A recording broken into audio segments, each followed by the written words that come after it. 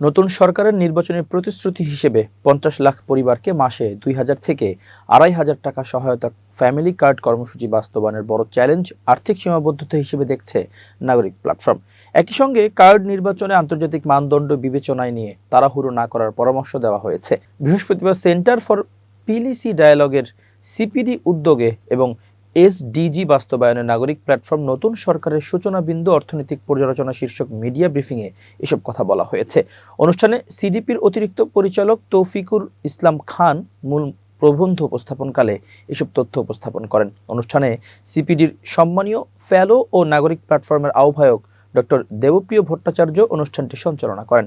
এ সময় সিপিডির সম্মানীয় ফেলো প্রফেসর মুস্তাফিজুর রহমান উপস্থিত ছিলেন। মূল প্রবন্ধে নতুন সরকারের ১০টি চ্যালেঞ্জের কথা বলা হয়েছে, যার মধ্যে ফ্যামিলি কার্ড নিয়ে চ্যালেঞ্জের কথা বলা হয়েছে। প্রবন্ধে বলা হয়েছে, গ্রামীণ ৫ মিলিয়ন পরিবারকে মাসে ২,০০০ থেকে ২,৫০০ টাকা সহায়তা দিয়ে ফ্যামিলি কার্ড চালুর প্রস্তাব দেওয়া হয়েছে।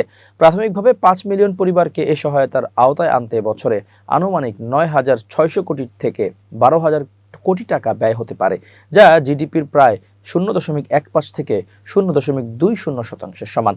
এই কর্মসূচি সামাজিক সুরক্ষা ব্যবস্থাকে সম্প্রসারণে গুরুত্বপূর্ণ ভূমিকা রাখতে পারে। এই উদ্যোগ ভবিষ্যতে সার্বজনীন মৌলিক আয় বাস্তবায়নের একটি সম্ভাব্য পথ তৈরি করতে পারে। তবে এই কর্মসূচি বাস্তবায়নে বড় চ্যালেঞ্জ হবে আর্থিক সীমাবদ্ধতা।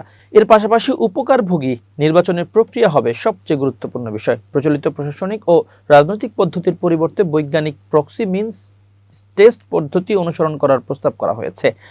এ প্রশ্নের জবাবে দেবপ্রিয় ভট্টাচার্য বলেন, সামাজিক নিরাপত্তা কর্মসূচি দেওয়ার প্রক্রিয়া নিয়ে প্রশ্ন ওঠে।